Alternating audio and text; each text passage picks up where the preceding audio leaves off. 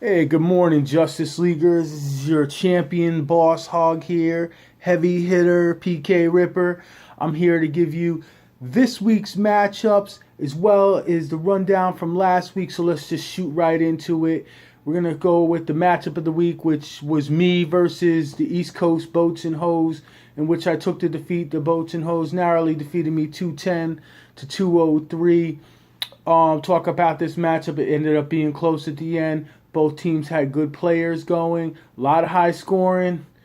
Let's go to the next matchup right now, which was a victory by the Big City Brawlers versus Team Jazzy Bell, a 202 to 160.5 victory. The Big City Brawlers scored the third highest amount of points this week, so they look to be in prime position to make moves. We can go to the next matchup, which was put some respect on my fucking name, getting waxed up by none other than the Dirty Birds. Dirty Birds came in, posting a 164 to 153 victory over them, and really looked to be taking shape. They look to be a more formidable team this season. We can go with the Steel Curtain versus the Finn's Gonna Lay You Out, in which the Steel Curtain had won by about 9-point victory of 187.9 to 176.4. Leo, I don't know what to tell you, bro. Tough break, right? Let's go to the next matchup, which is the incumbent League Killer 81, Clyde. Clyde's team didn't do too well this week. The 49er Riders look to be rolling PPR All-Stars over there, the Hurt Locker, whatever you want to call them, with a 185 to 162 victory. Look to be an excellent team this year, too. Got a lot of good parts going on. Then we can go to the matchup where the Downtown Legends really came in to be the lowest scoring team of the week. Not surprisingly, Ryan, do your homework, bro. 134 to 160, they lose to the Fall Guys, who really don't look like Fall Guys at all, but more like the $6 million man over here. So watch out for the Fall Guys coming into the future, and we'll see from there. Okay, Justice Leaguers, we're going to go into next week's matchups, and we're going to start with the first matchup. The Dirty Birds at the Steel Curtain. Both at an undefeated record right now, coming out of the first week, 1-0. Both teams look to be formidable. Right now, the lineups are set. You're looking at a projected total for the Dirty Birds at a 164.1 to a 155 for the Steel Curtain. Some notable players on both teams. We got Eli Manning starting for the Dirty Birds and Matthew Stafford at quarterback for the Steel Curtain. Look for Mark Ingram and Lamar Miller to really be head-to-head, but they give the advantage to Lamar Miller with a projected total of 17.9. But who knows? It could be anybody's game, and Mark Ingram can show up this week, and it could be a running attack for the Saints. Also, another notable player on there, you got Odell Beckham and Mike Evans. So both teams have good rosters, and it could make for a great game. Okay, Justice Leaguers, we're going to go to our next matchup, which would be Team Jazzy Bell versus Finn's Gonna Lay You Out. Both teams have suffered a tough week one loss and looking to bounce back. So somebody's got to come out of this with a victory. Right now, the projected totals are looking in favor of the Finn's Gonna Lay You Out with a 168.8 to a 153.3. Let's go over some things. Team Jazzy Bell really suffered a tough loss with the loss of Keenan Allen for the rest of the season, who is really projected to be a wide receiver one this preseason, and really is going to be a tough blow for her. She comes in. She's looking to start Joe Flacco, who's got a projected total of 25.3, versus Finns, who's going to start Blake Bortles with a projected total of 26.3. She has an advantage with David Johnson, but LaShawn McCoy is formidable too, so I see that really being more of a wash kind of running back situation personally. But it's according to ESPN statistics, they like David Johnson just a hair more with a 20.6 average. Then you're talking, she's going to fit in Dante Moncrief, who is a great play for her to be able to get back to pair up with Jordan Matthews in the wide receiver core. Especially she's going against Julio Jones and Jordy Nelson, all the same. With Kelvin Benjamin in the flex, the Finns really got the advantage this week, and it could be an uphill climb for Team Jazzy Bell. But the games have to be played, and that's where we stand with that matchup. Okay, we get into our next matchup, which is going to be Put Some Respect on My Fucking Name and the Downtown Legends. Both coming off of Week 1 losses, really another set of games where somebody's got to win something, right? Something's got to give.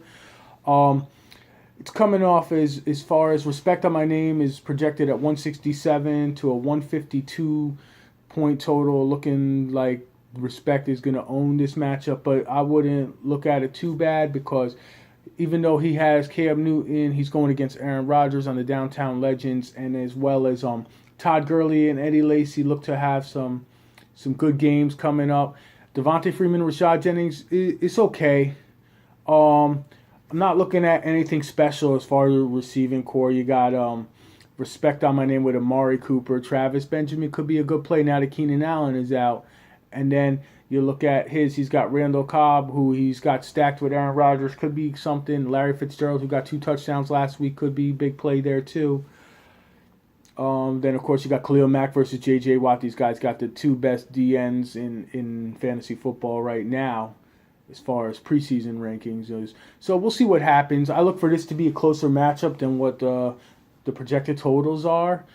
And could be for another nice matchup. Some fantasy fisticuffs here, as somebody else I know would say. Okay, and our next matchup coming up is going to be the East Coast Boats and Hoes versus Chris Carter's Fall Guys. Both teams coming in with a 1-0 record after their Week 1 defeats of their opponents, and they're looking to come in, and it's projected to be pretty close with a 165.3 to a 158.7 projected total in favor of the East Coast Boats and Hoes. Boats and Hoes looks like they're going to be playing with some house money here as far as the lineup is set, but we'll see what happens. You know, notable guys, Matt Forte versus Carlos Hyde, Danny Woodhead and TJ Yeldon, who actually had a decent game last week, so that could be good. Receiving core is really good for Boats and Hoes with A.J. Green and Allen Robinson, and then add Brendan Cooks, who he's got running in the flex. It's really tough. D-Hop, Dez, and Golden Tate over here for the Fall Guys. So I look for those matchups really to be the big thing as far as where the points are going to come. It's really going to be for the wide receivers on these teams, and I think they're both really well done. Boats and Hoes seems to be wanting to start Kirk Cousins as of now versus Dallas.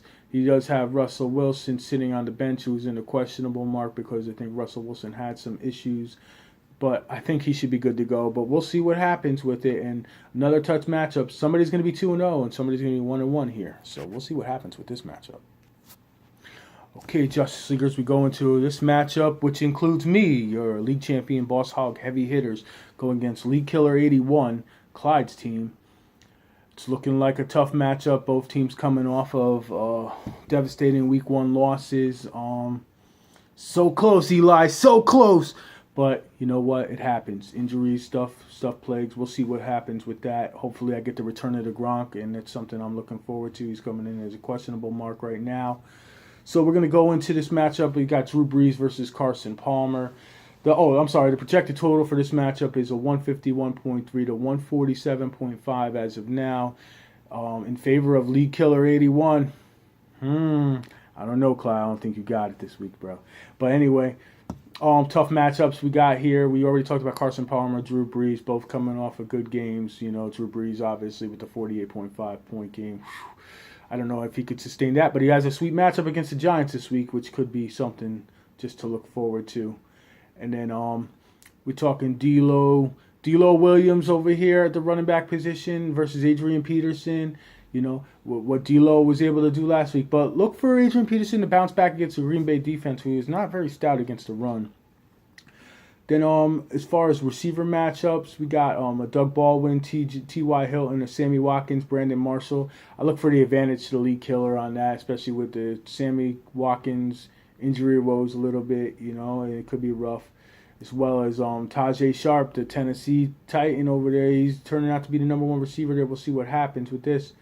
And then, you know, on the defensive players, Navarro Bowman, Alex Ogletree, we're looking for something like that. But it's going to be a tough matchup. Somebody's going to be 1-1. Somebody's going to be 0-2. And this is in the division, so this is a really important matchup. So I hope you bring it, League Killer, because the Boss Hog is coming. Okay, Justice Leaguers, that brings us to our matchup of the week. We got the Big City Brawlers going in against the 49er Riders, two undefeated teams from week 1 coming in. Western Division matchup.